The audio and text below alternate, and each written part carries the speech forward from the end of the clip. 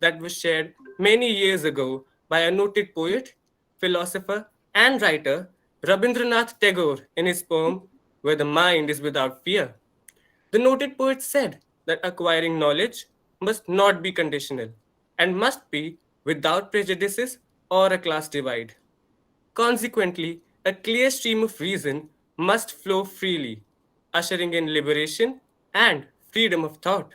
On this note, we bring to you an artistic rendition amalgamating Indian classical song and dance infused with Rabindranath Tagore's poetry. Enjoy!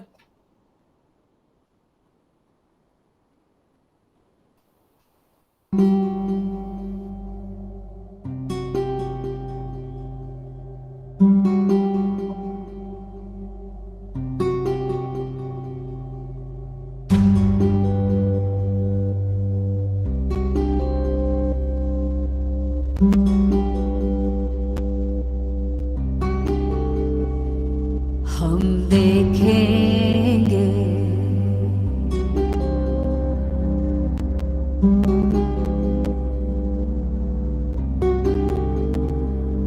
हम देखेंगे लाजिम है कि हम भी देखेंगे हम देखेंगे लाजिम है कि हम भी देखेंगे हम देखेंगे वो दिन के जिसका वादा है वो दिन के जिसका वादा है जो लोहे अज़ल में लिखा है हम देखेंगे लाजिम है कि हम भी देखेंगे हम देखेंगे Where the mind is without fear and the head is held high, where knowledge is free, where the world has not been broken up into fragments by narrow domestic walls. जब जुल्मो सितम के कोहे गरा Where words come out from the depth of truth, जब जुल्मो सितम के कोहे गरा रूई की तरह उड़ जाएंगे where tireless striving stretches its arms towards perfection, रूई की तरह उड़ जाएंगे हम महकूमों के पाँव तले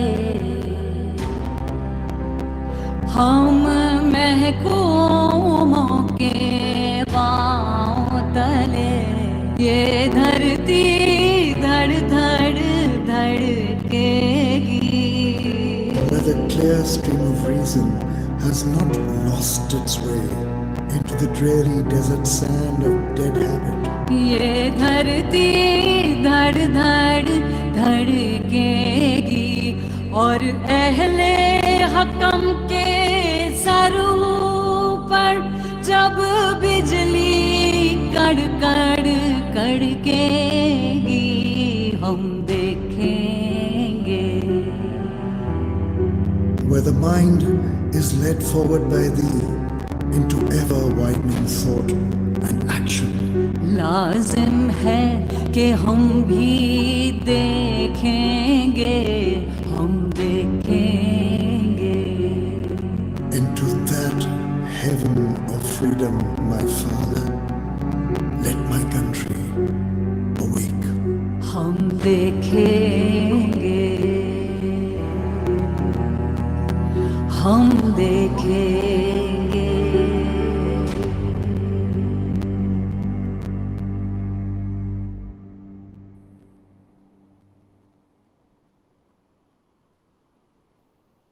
Before handing over to our Russian friends for the commencement of session 1, I would like to invite our Vice Principal Ma'am, Mrs. Anupama Motwani, to share a few words with us. We look forward to your insights, ma'am. Good morning, everyone. It is indeed a moment of pride and pleasure as we begin our collaboration. I, on behalf of the school principal, Mrs. Asha Prabhakar, who was in fact instrumental in driving us towards this collaboration, welcome every one of you here. And as I said, it is a momentous occasion for all of us as we collaborate with a country which has one of the highest literacy rates. Russia is known to produce the maximum number of sports achievements in the world, where skill development is taken so predominantly, and a country with a rich cultural heritage. India would definitely like to collaborate with your school, Gymnasium Chelyabinsk. I'm sorry if I'm not able to pronounce it rightly. And we would like to develop and create a world without boundaries where the children can actually take charge of their own learning. So, wishing everyone happy learning and collaborating. Welcome on board. Thank you so much. Thank you. Thank you, ma'am, for your inputs. Let us begin with session one and hear from our fellow students from Russia. Over to you, Leonid. Hello everyone, we're glad to see you. And now let's start.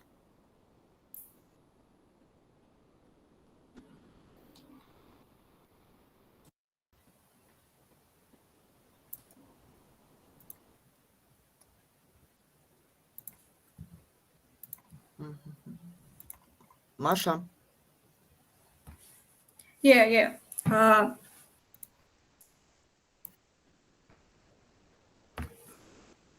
Harsh, can you hear me? Yes, ma'am, I can. Okay, thank you. Could you please introduce the teams and then we can proceed?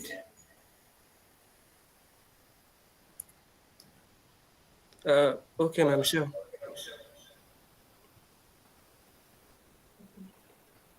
A panel discussion, even a virtual one, comprises of exchange of ideas in the best way to bring people together.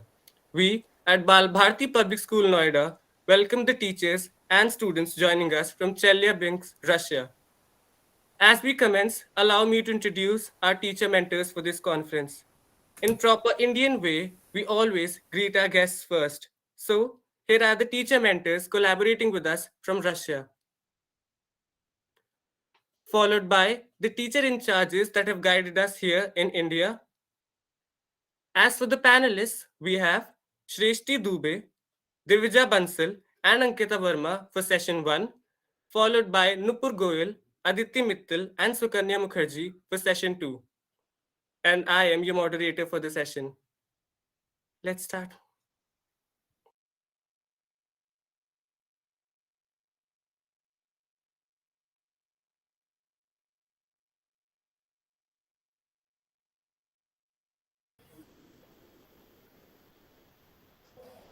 So over to you, Leonard, and if you would like to share the screen, we can stop sharing.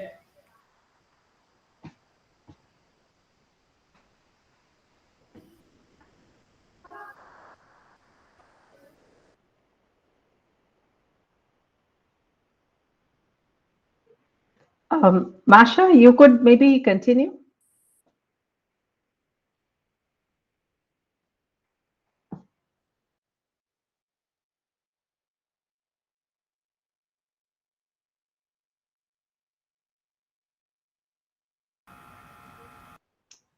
Switch on your mic, please. Microphone switch on. Masha, включи микрофон. Oh, sorry. Let's start with educational plan in Russian schools. There are special subjects for each level of school education. In primary school, pupils learn Russian grammar and calligraphy, English, math, literature, have lessons of physical education, IT, and drawing. Also, they have a specific subject called science. It combines elements of natural sciences, ecology, social studies, and history. The higher grade, the more difficult subjects. Pupils from Russian and pupils learn Russia and English. Also, they can choose between German and French as the second foreign language. Math is divided into geometry and algebra. Pupils study history, biology, physics, geography, chemistry, social studies, IT, have lessons of physical education, drawing, and handicraft technology. In high school, students have all of previously named subjects, but also, in some schools, they have law lessons, lessons of financial literacy, and Latin. It is worth noting that individual curriculum is more popular in educational practice nowadays. Student can choose subjects that he or she likes or needs to enter college or university. But some of subjects are still obligatory for each student, Russian and math, for example. Chosen subjects student learn on advanced level. These subjects are matched with their future professions. Not every school use this practice of individual curriculum, but ours does. When student graduates school and wants to enter a college or university, he or she can choose one of two educational forms, full-time education or extramural. On full-time education, student visits all lections and seminars in university during semester. Due to COVID-19, students with full-time form study on distance. They make online meetings with their teachers, listen to lections at home and prepare their classes. The other form of education is extramural education. Students organize their lessons by themselves, taking into account the educational plan of their courses and study on distance. At the end of semester, they write tests, take sessions and represent their diplomas at the end of their courses. Targeted training. Targeted training makes it possible to conclude a contract between a student and an employer before entering a university or during studying. The employer guarantees employment, pays a scholarship, or encourages student another way. For example, pays for transportation or hostel expenses.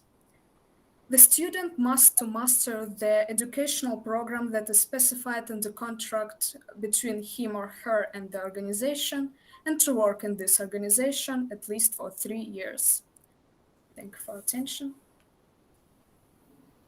Thank you.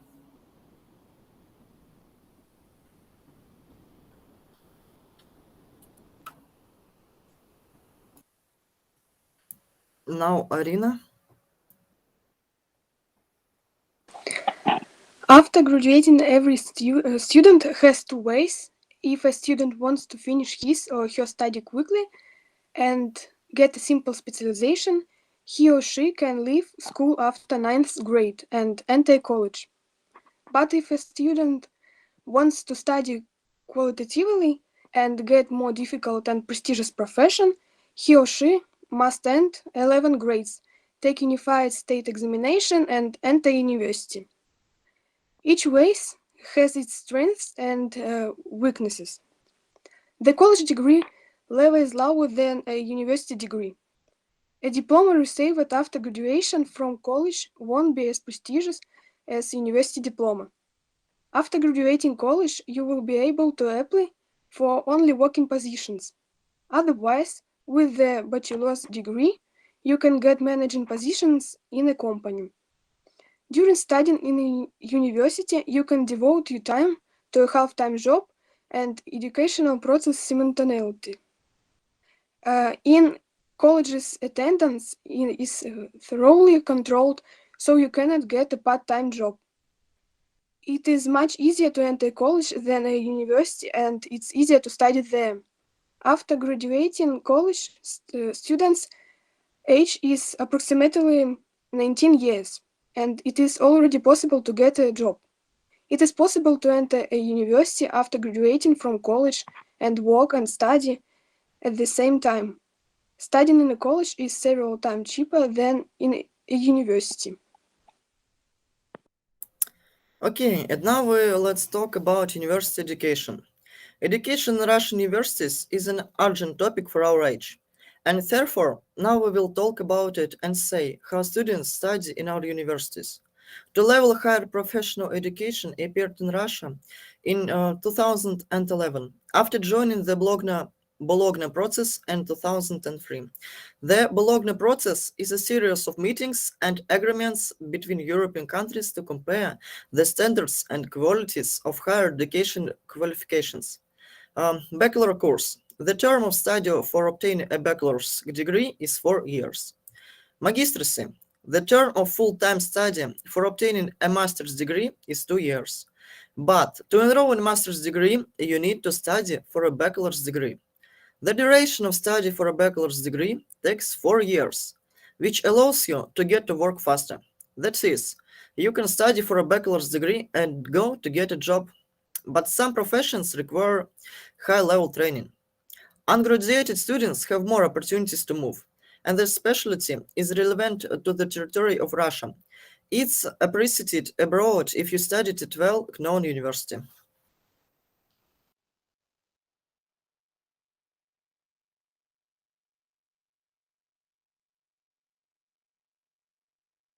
Alisa? Okay, thanks you, Leonid. Now we're gonna give a speech about career preferences. In recent time, career preferences in our country have changed drastically. They are changing even now with the scientific and social progress. For example, not so long ago, professions like builder, miner, economist, driver, teacher, and lawyer were in demand. Now these professions aren't popular. We think it's because human participation in work is decreasing. Alice, it's the second part. Stop. The second part? Okay, sorry. So let's continue. Due to scientific and technical progress, the professions are losing their relevance because their work is being automated. Excuse me, Gleb. Stop, please. Leonid, you have to pass the floor to our Indian friends. Sorry. Okay, let's now India start. Okay, thank you. Humanity is under constant development, thus, so should be education. In a society where profession has measured the amount of dignity one should receive, the modern era calls for a revolution. Happiest of mornings to one and all present here today.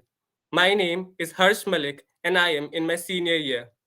It has been expected of students since times immemorial to choose a career path that brings glory to their entire family.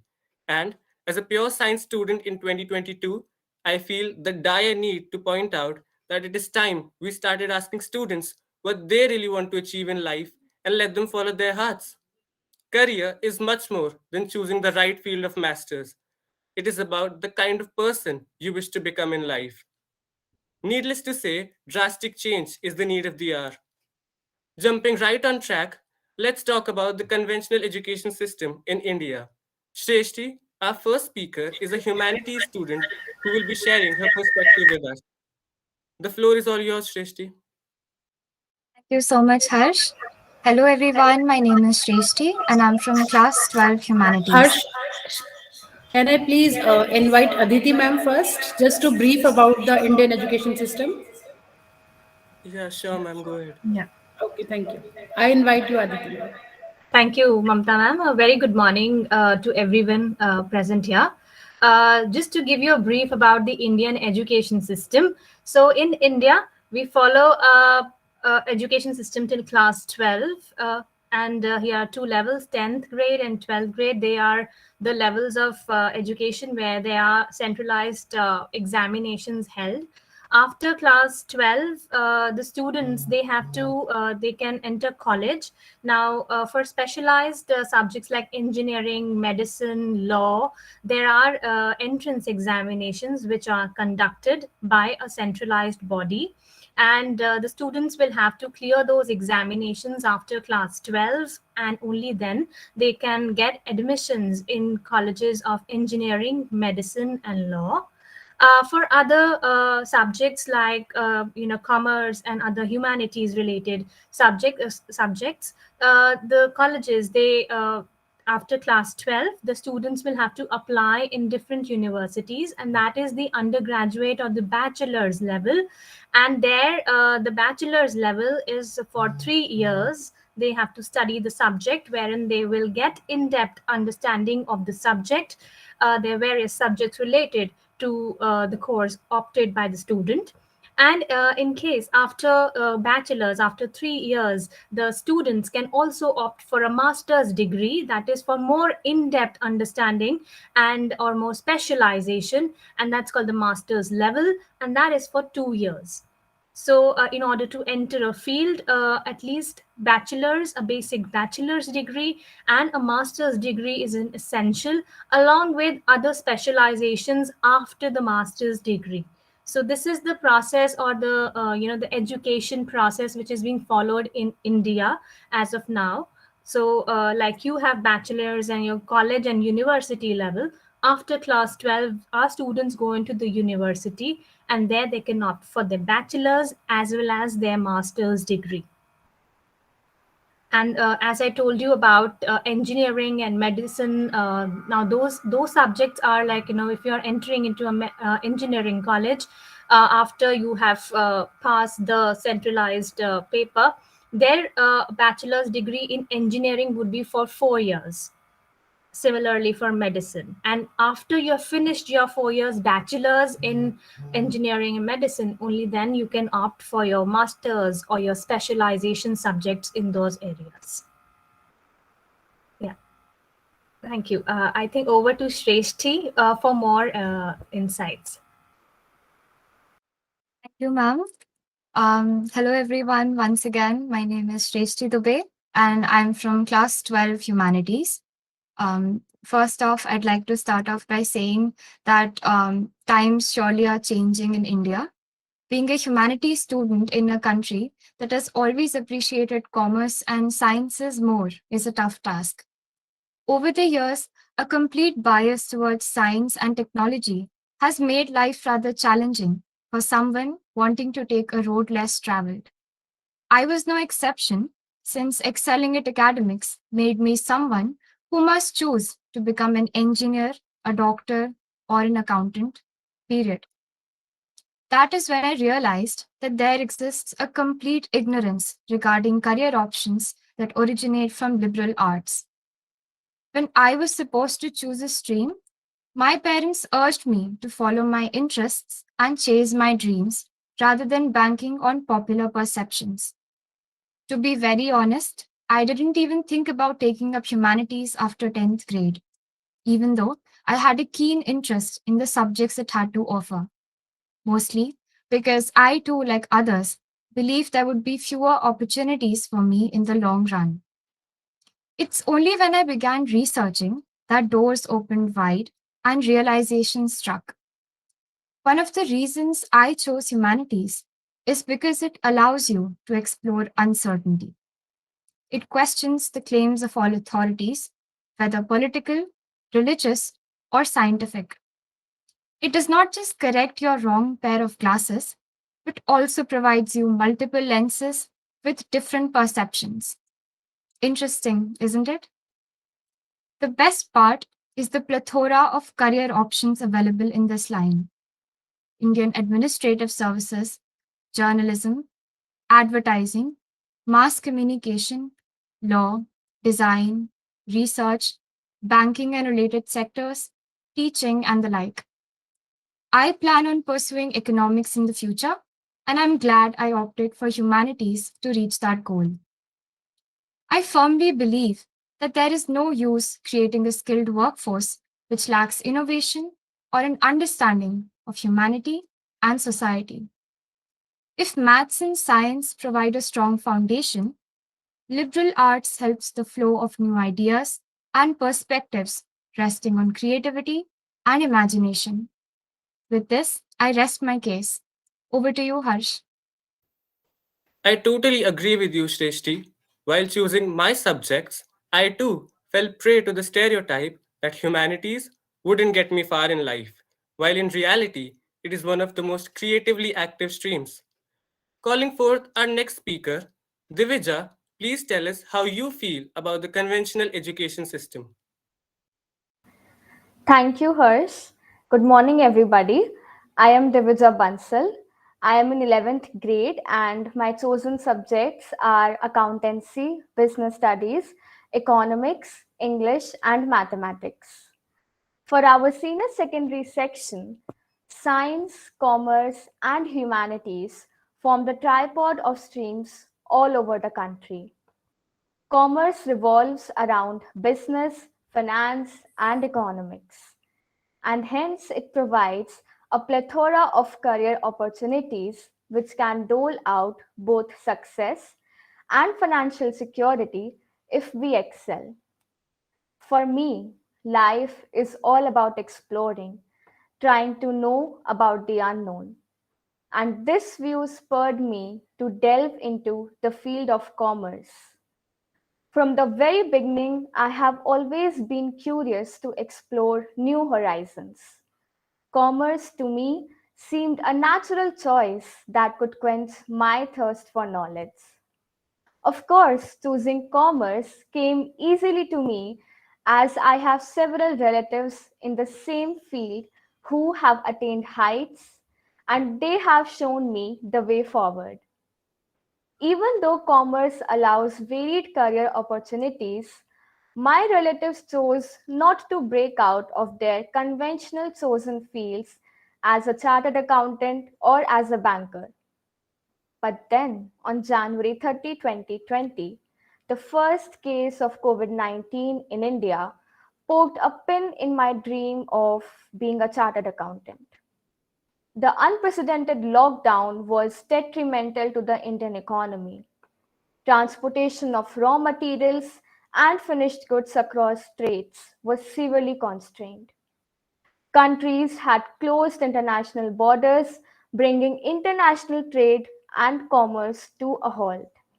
At the same time, there has been a decline in consumption demand as millions of people stay home and postpone their non essential expenditures. That was something which hit my conscience, and I actually became curious to know more about the Indian economy and ways to pull the GDP curve back onto the positive side. So now I aspire to serve my nation by becoming an able officer in the Indian Economic Services. That's all from my side. Thank you. And over to Harsh. Thank you, Divija. You are right. Accounting as a field is one of the most established ones in India.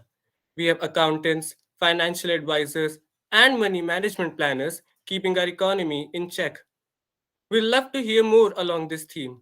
Ankita, as our last speaker for session 1, I do believe you have your own viewpoints to share with us all. Thank you, Harsh. Hello, everyone. I am Ankita Verma of class 12, and being a science student, I am aware of the burdens of the conventional education system. How we have equated choosing for science as being studious, and how we look down upon those who take the road less traveled. But what I want to say is that I opted for science because I simply enjoy it. I find it fascinating to know the physics behind the mobile phone I'm using or the telescopes we build to look at our planets. And I would love to explore engineering in the future. But to say that this is the only sure shot way of getting successful would be wrong. There are so many fields in science. Rather than just becoming the conventional doctor or engineer, people are choosing to become data scientists, professors, YouTubers, architects, and even designers after choosing science. and they have achieved success as well. I think the education system is just showing us the tiny and old fashioned half of the picture. It is programming us to think that science is just solving equations or cramming formulae, while it is so much more. If we can just break the norm by designing curriculums that show the creative and practical side of maths and chemistry, we won't have to manipulate students into choosing it as a career option. I think we need to be open minded towards the branching variations and the actual beauty that lies within science, and not be skeptical about the annual income those careers bring. Thank you. That was all from my side. What you said is so relatable, Ankita. And I love how you emphasized on the originality of your love for science. The entire subject is enticing to me as well. Thank you, all speakers. I'd like to hear again from our Russian friends for session 2 about the changes in ambition and trends in society. Over to you guys. Okay, let's start. Alice? Okay, I guess it's my turn. And now we're going to give a talk about career preferences. In recent times, career preferences in our country have changed drastically. They're changing even now with the scientific and social progress. For example, not so long ago, there's professions like builder, miner, economist, driver, teacher, and lawyer were in demand. Now these professions aren't popular. We think it's because human participation in work is decreasing and robot participation is increasing, and because of that wages get lower. Now, IT-related occupations, linguists, translators, and metallurgists are in vogue. This is due to English language becoming an international language and with high salaries. Due to scientific and technical progress, these professions are losing their relevance because of their work is being automated. Switching to non-human production creates a great demand for specialists who know how to create and maintain robots. And now I give my word to my classmate Gleb Proskunya. Let's listen to him. Thank you. Now, because of the pandemic, there is a great demand for doctors, volunteers, and couriers in Russia. Because of the pandemic, people are limited from going outdoors, so they use delivery services. Also, the pandemic led for some occupations to go remote. When the lockdown ended, many people just didn't want to return to their offices, because they like it working remotely more. As to professions that are gaining their popularity among the students, the experts from the South Ural State University say that Russia is turning to Asian countries like India, China, and others. So something related to them will be pretty relevant in Russia, because our country is trying to make a good relationship with those countries. The most in-demand areas in Russia now are metallurgy, mechanical engineering, and IT-related professions. I'm done. I'm passing the floor to Leonie.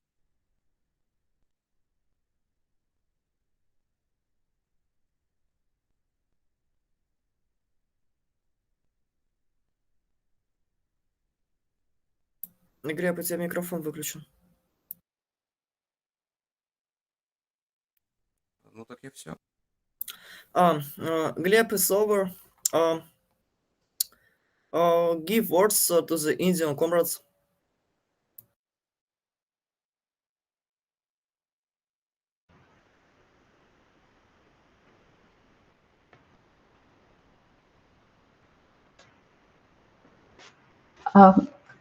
Leonid, do you want Harsh to begin? Session 2 is over. We give words to the Indians. Got it. Okay. Thank you. All of you helped us understand how the educational scenario is in Russia, and I could notice similarities as well as differences in both countries. Keeping up with the tempo, let us steer this conversation towards the career options of today that India has to offer. Nupur, would you like to start off and present your take on this? Yes, surely. Thank you, Harsh. Good morning, everyone. I am Nupur Goyal, a student of class 11, and I've opted for humanities, a stream with fewer opportunities and less scope for success. Or that is what people thought it was many years back. However, the present day and age has brought a sea change in mindsets as opportunities abound, and there is no paucity of dream jobs and career options in my chosen field: performing and visual arts, archaeology, linguists, communications, philosophy, social service, to name just a few fields that originate from my chosen stream. Personally, I intend to pursue law after this. The political scenario and the social milieu of the country and the world hold great interest for me. Down the lane, I realized that my yearning for a world where everyone gets justice and no one is wronged was what truly drew me towards this subject. Currently, so many issues perturb the world, like gender inequality, child labor, environmental issues, harassment cases. I'd probably never stop if I started listing out everything. There are so many who don't know about their rights or how to improve their situation. It is my strong belief that justice delayed is justice denied, and to ensure that no one returns dejected, I aspire to join the judicial services so as to contribute my bit and help make our world a better place to live in. That is it from my end. Thank you, and over to Harsh. Thank you, Nupur, for sharing your personal feelings about the matter. It helped me see clearly why you've chosen that career path. Moving on, I'd like to introduce Aditi Mittal to share her stance with us. Yes, thank you, Harsh. Good morning, everyone. My name is Aditi Mittal. I'm in class 11 and I am a science student. And as a science student, I always think of the grounds which made me choose science. It's the real world application that got me interested in this subject. Not only does science make complete sense to me, but it also opened doors to fresh career options and groundbreaking fields. Artificial intelligence is one such field that has opened up countless new jobs in the technical field, be it in data science, machine learning, robotics, or neural networks.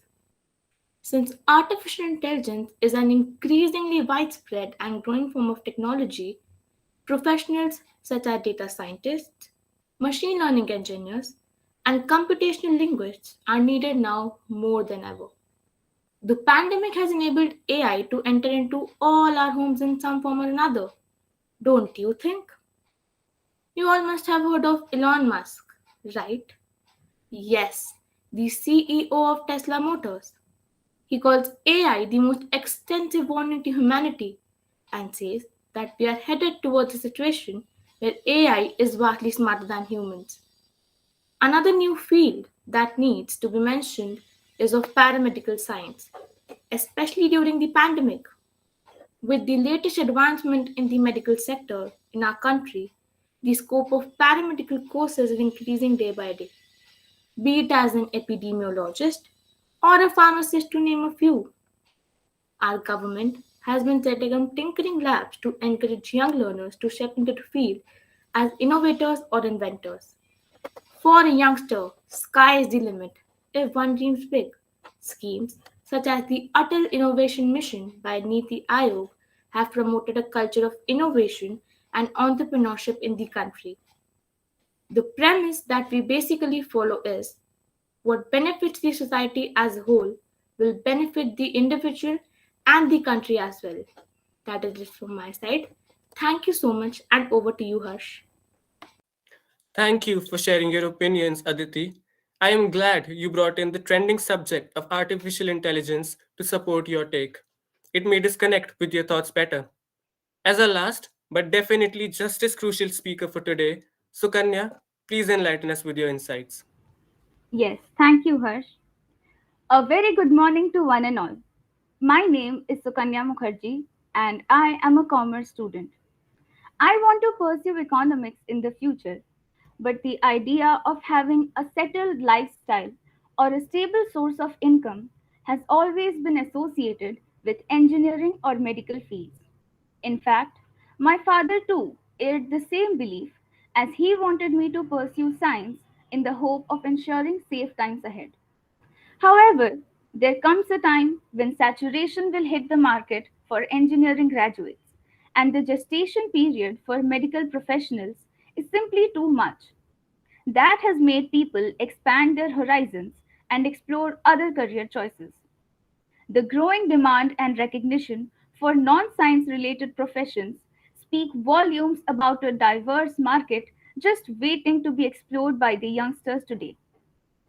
I chose commerce as it offers a lot of diversity in terms of career choices.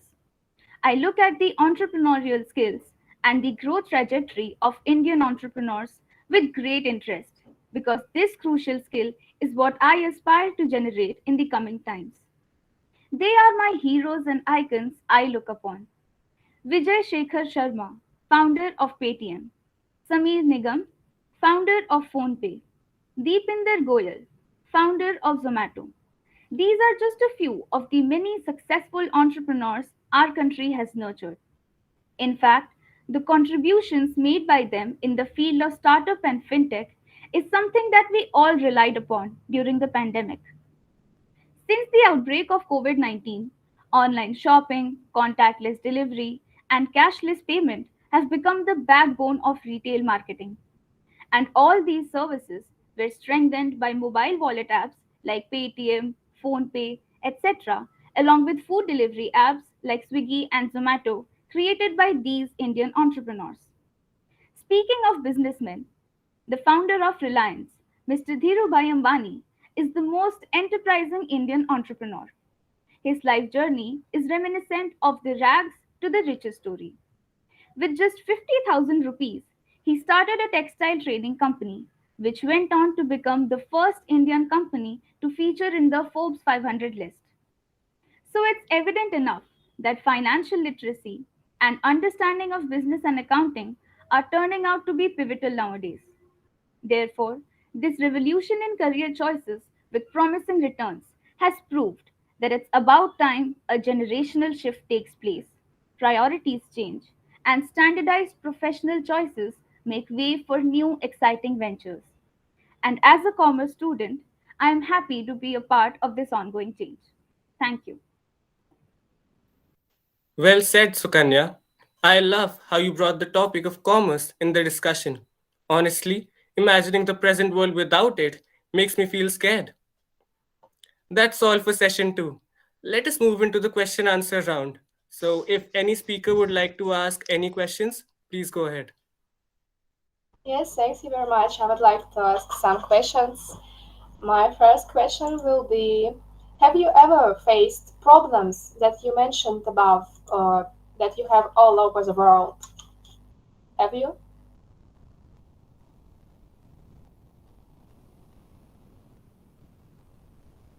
Alice, could you repeat the question? In your session, one of your students mentioned about world global problems, and I asked if you have faced it in your daily life. Have you faced it? Ma'am, I think the question is directed to Nupur. May I answer the question? Yes, sure. Yes, Please go ahead. yes. Thank you for the question, first of all.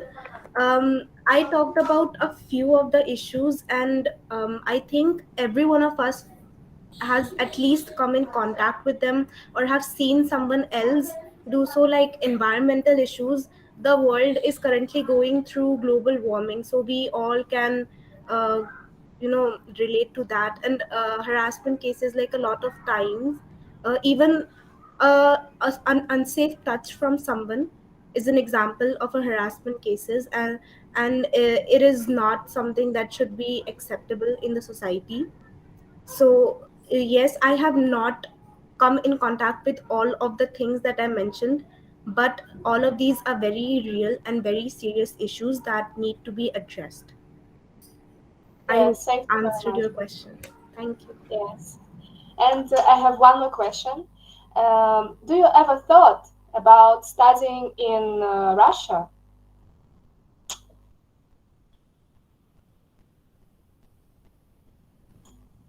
Is the Go ahead, question children. That's a is the direct question question. open So to go everyone? ahead. Yes, it's open to everybody. So go ahead. Okay, personally, I think I'm a big fan of the concept of exchange programs between countries and schools. I find it very fascinating to, experience the school life that other parts of the world are experiencing and, tell them how it is like to be in our schooling system. So I think it's a good exchange and a wonderful experience. So, yes, time to time, it does cross my mind, you know, if I was able to Yes, study in Russia, for example. yes, thank you for the answer. That's all.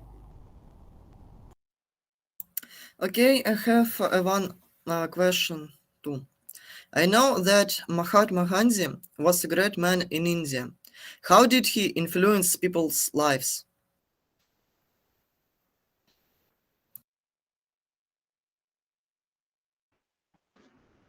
Yeah, I guess all the students here, anybody can take this, because and air your opinions. How do you think directly Mahatma Gandhi has been instrumental in affecting your lives, making decisions, or any other way? So go ahead. So Kanya, I can see that you would want to answer this. So go ahead. Yes, ma'am. Thank you for the question.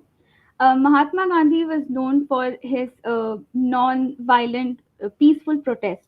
So I think that's one virtue that all of us have inculcated in our lives, being non-violent and being peaceful and spreading love and harmony. And I personally am a believer of peace and harmony. So that's what I have inculcated, at least. I will definitely second this. One of the most peaceful and gentle person around is Sukanya. Thank you, ma'am. Ma'am, I'd like to go ahead and dispel kind of a misconception, if I may, about Mahatma Gandhi. Go ahead. Ma'am, sometimes when we talk about him, it is, understood that because he advertised non-violence and peaceful protest, it meant not putting your opinions forward. But I think that is not what it is. That is not what it means at all. What it means is always stand up for what you believe in, voice out your opinions for what you think is right, but you don't need to get radical in order to, achieve your goals. You can do it peacefully with non-violence because your opinions are your strongest weapons. Yes, Excellent. just adding on Good to what answer. Harsh has just said, giving the example of how he helped the peasants in Champaran during the Indigo protest.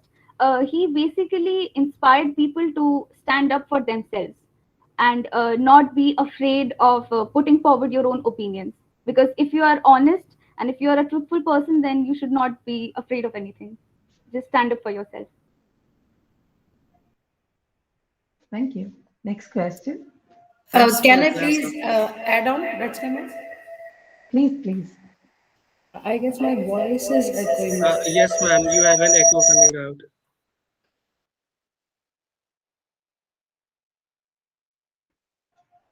Mamta, you can even use the chat box. Now, ma'am, is it okay? Perfect. Now that's okay? Yes, Yes, ma'am. please. Yeah, so Leonard, I could not stop myself. I just wanted to know once there was tax put up on salt.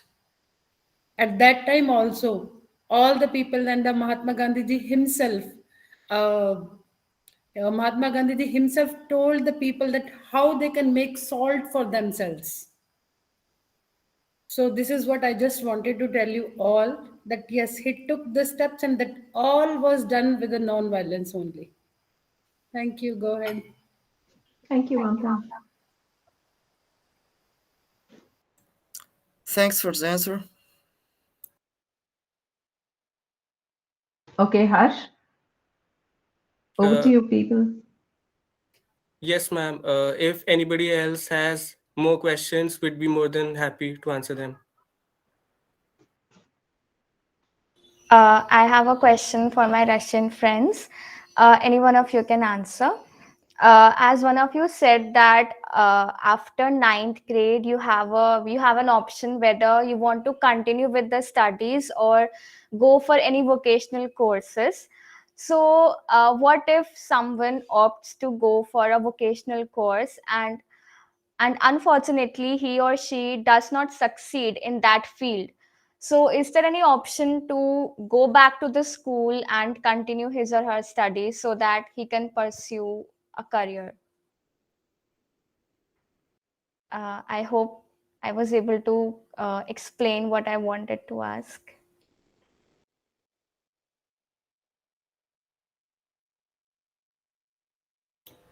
Guys, is the question clear for you?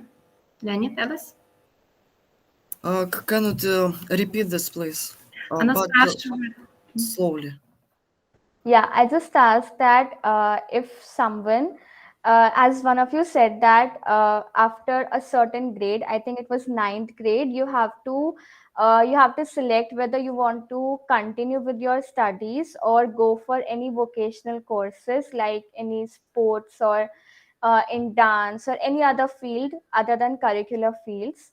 So, if someone opts for a vocational course and he or she does not succeed in that field, so is there any option to go back to school and continue the studies or any other option so that he or she can pursue a career? I think we have this option. For example, you can pay some money to return to the school in some variants to continue education.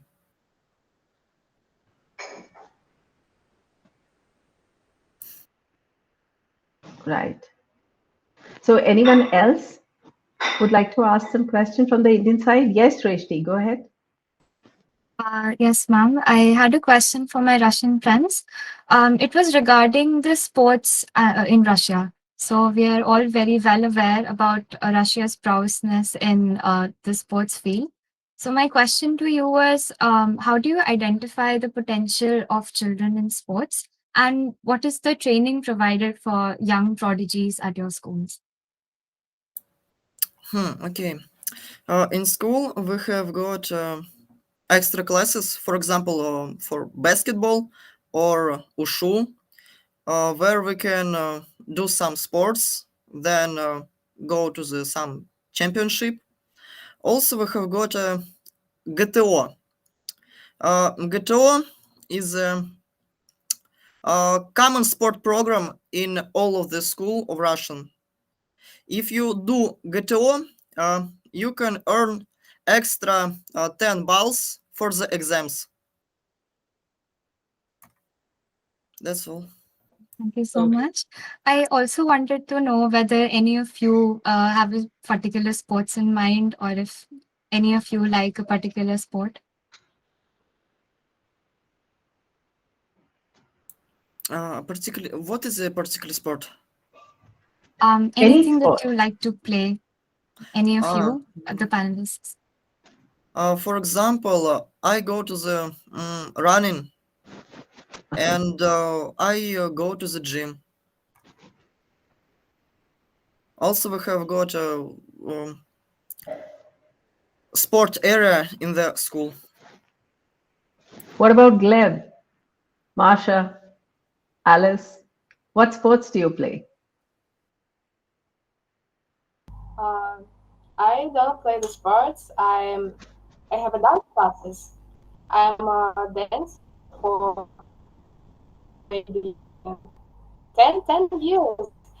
I have on Saturdays, Monday, and all over my week. I train very hard because I love dancing, and I'm in dancing culture. I don't do sports, but I love dancing. So guess it's my Okay, that's great. So Alice, since you love dancing, maybe you could answer my question. I'd love to know what is your program to train students to be ballerinas or, you know, some kind of modern dancing? What exactly do you do? Because even we have a classical dancer here. We have two classical dancers here. One is Ankita and another one is Sukanya. They're really good with it. Both of them are trained classical dancers. So what is the program that you follow in Russia? Anybody who can answer? I think she's having some signal issues.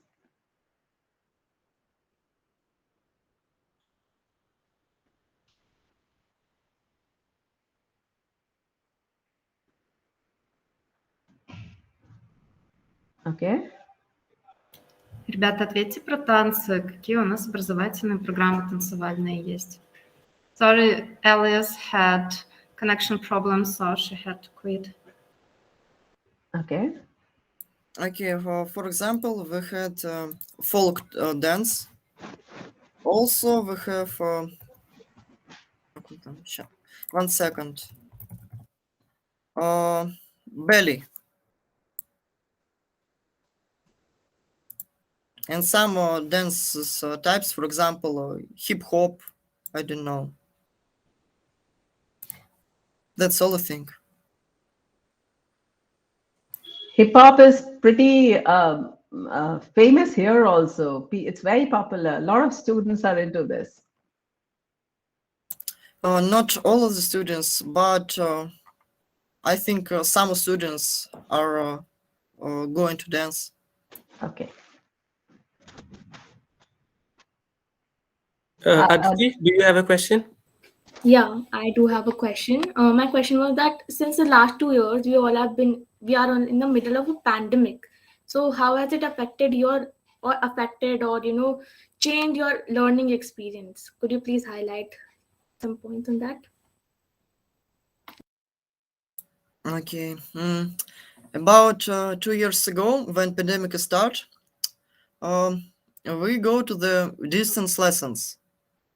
It means that teachers sent us a lot of homework and we just do it. Also, we have online lessons when teachers studied us. The most funniest was PE. I don't know how it in English. 1 second. Yeah, physical education. In distance lessons, we sent a video when we just thrown ball to the wall. It was very funny. I think that is something all of us can relate with. Online PE sessions were something that we could do without actually. If that I is think we have to also agree upon here in India.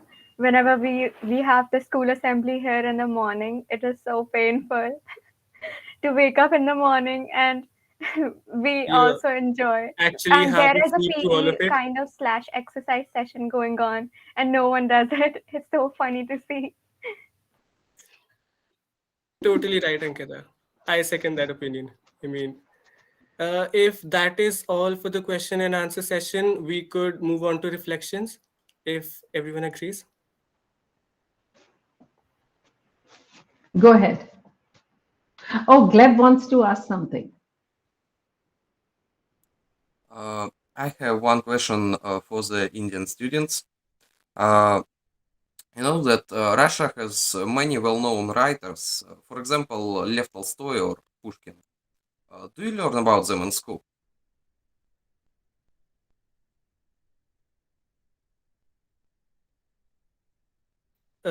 I couldn't quite catch it. Is it about do we know Russian writers in our schools? Yeah, do you know Russian writers and do you study them in school? The Okay, Nupur, if you would like to answer, go ahead. Thank you, Harsh, and thank you for the question. There's a very famous Russian writer who goes by the name of Fyodor Dostoevsky. I hope I'm pronouncing his name right. I am currently reading his book called Crime and Punishment, which is an amazing book, and I've also studied a little bit about his life, like how he started writing, And yes, there is another great writer that I know of, that is Sir Anton Chekhov. Once again, pardon my pronunciation, please. So yeah, that's it.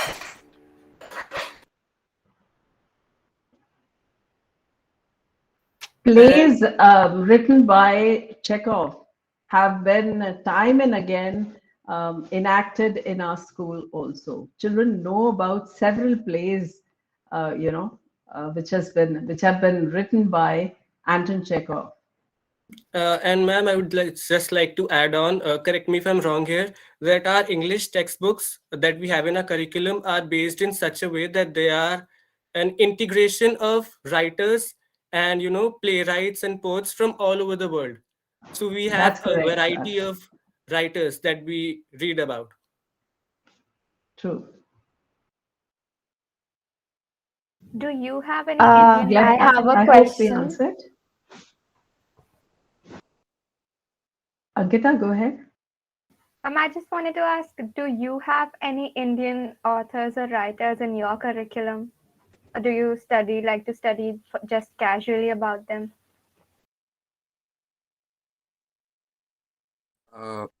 Well, on our literature classes, we mostly study Russian writers, sometimes foreign writers. Honestly, I can't remember any Indian writers that we talked about on our literature classes, but we have a little time for foreign writers actually. We mostly study our Russian writers. We read about Mahatma Gandhi on social studies, for example.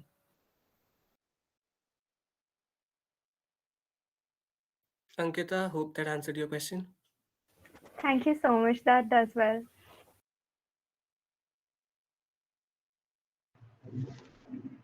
Harsh, we can move on to reflections, I guess. Yes, ma'am. I think Leonid will be going first. So go ahead, Leonid. Okay, thank you. It has been a very special day for us. Our collaboration has helped us not only get information about education in India, but also get to know our educational system better by comparing our countries. Thank you for contributing so much to our cooperative work. We are really grateful for your information about your educational system. It was very important for us to communicate with students from such a great and interesting country as India. It was fantastic. Please let us know if you agree for further communicating with us. We look forward with interest to our continued cooperative efforts. You're always welcome. Good luck. Well, thank you so much, Leonid, and it has been indeed a special day for us as well. We learned so much about each other, and it was surely a fun time conversing with you all, learning more about you, and putting it out there what it is that we actually practice in our curriculum. Thank you all for putting across your viewpoints about the conventional education system as well as the emerging career trends. It was truly informative. India as a nation is one with extremely diverse culture, languages, and hence opinions. So it is only fair that the students be offered a plethora of career options to choose from. Although some fields were earlier considered to be better, the glorification has dimmed down and students freely pursue creative and innovative majors. Needless to say, students who opt for the allegedly popular fields no longer do so due to societal pressure or stereotypes, but because of their genuine interest. In the present day, a student has more career availabilities than I can list here today. For example, I love science and plan on studying programming languages to learn coding. Aditi might be making AI models one day. My friends Sukanya and Divija love commerce, which is why they will probably pursue marketing and related sectors. Ankita will likely venture into the world of physics, given her fascination with the subject. I hope to see Nupur and Shreshti become great enablers in the fields of law and economics one day. Imagining all this makes me happy, realizing how times have moved forward both in India and abroad. Finally, I am super grateful for this opportunity of joining the discussion today. I'm sure we all learned a lot about each other and the conditions of the education system in both countries. All the thoughts from our Russian counterparts were well put and enlightening for us. I'd like to thank our principal ma'am for always encouraging us to push our boundaries and do better. So thank you all so much for today. Thank you. Ma'am, if we could move on to the... Yeah. So now that we have hopefully broken the ice, I'd like to put out a gentle reminder that a bunch of topics were sent to you guys. Please choose whichever you are most comfortable with. We look forward to more lovely and informal interactions. Thank you so much once again.